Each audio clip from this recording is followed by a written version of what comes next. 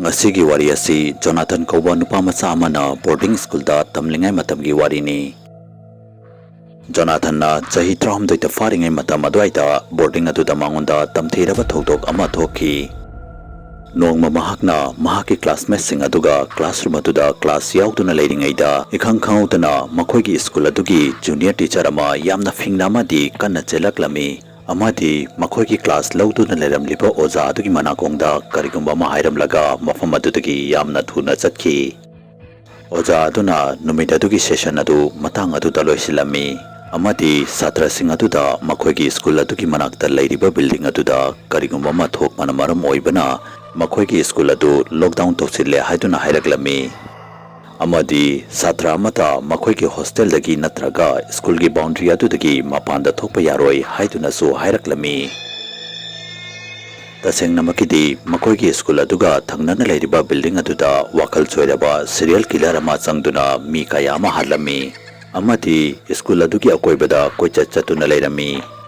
maram aduna police na serial killer adubu father fabo police na school adubu lockdown to sinaba hairami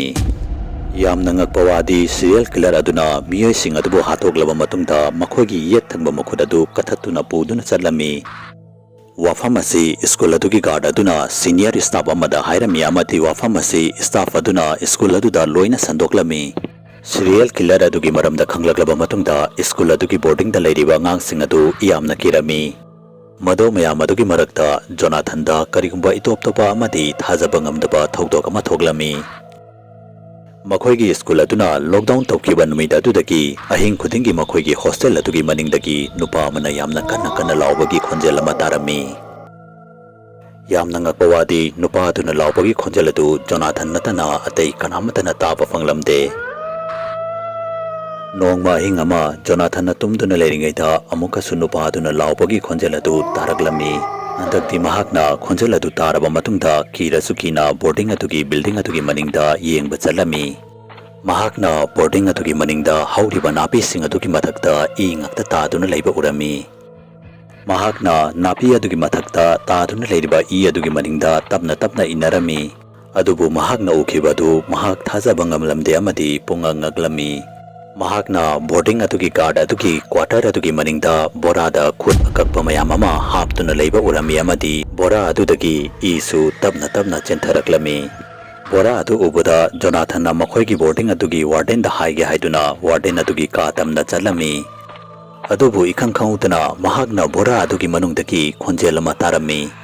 khonjel adu tabada Jonathan na maning leithoklaga yenglami adubu mahakna ukibadu mahak masamak thajaba ngamlamde amadi chapleptuna yengduna leirami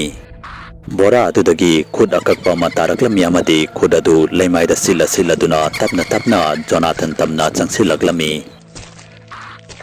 chahi 3 da fariba angang oiriba Jonathan madu ubada yamna kirami amadi mafam adudagi yamna kanna lauraduna chenduna laklami matang aduda Jonathan na bora adugi manungda serial killer aduna hatkiba mising adugi khut sing adu loina yauduna leiba urami amadi akakpa khut sing adu leimaida siladuna mahaki maning tamna lakpa urami mado ubada Jonathan kiman khiduna mahakpu kanbiu haiduna yamna kanna laurami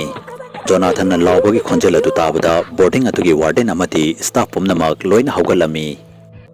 makhoigi school adugi principal aduna boarding adugi maningda taduna leiriba bora adu ubada khutakta police ta phone tawrami amadi mafam aduda kauraklami school adugi oja sing aduna anga sing adubu school adugi hall amada puslami amadi manungdagi thong lonsinduna thamlami adubu Jonathan di hojiksu kiman khiduna yamna kanna kaptuna leirami ngaihak leiraba matungda police mafam aduda yawraklami amadi serial killer adubu koithi thiduna farami serial killer adu school adugi classroom amada lotuna leirami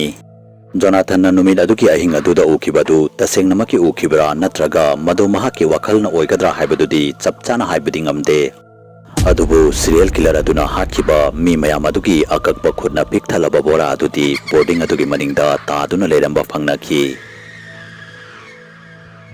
numid adudagi school gi routine adubudi hanagum normal oiraglami adubu Jonathan na maunganda thokhiba tamthiraba thokdogadu ngasi fabo mamangda hanjin na uduna leiri mangatuda Jonathan na akakpa khudama leimaida siladuna mahak tamna changsilakpa urami Facebook ta Manipuri horror story gi Facebook page fu follow tawiramu loinana karigumba wari asu mayamna pambi taragadi channel asibu subscribe tawiramu amadi video asibu like and share amam ta tawiramu mathangi video da amuk unarasi habsiga loinana yangkopam loyangan bana mayam pumna mukti kainabagi yathang nizari